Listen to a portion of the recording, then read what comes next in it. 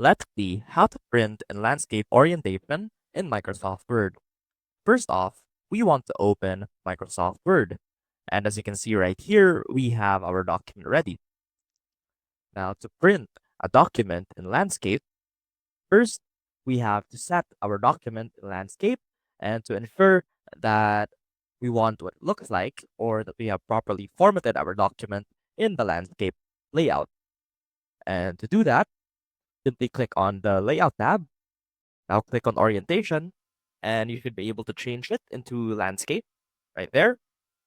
And as you can see, our document is now in the landscape orientation. Now to print this document, simply click on the file tab and select print. And as you can see, we now have our document as preview in the landscape orientation right here. And to print, simply click on print right here.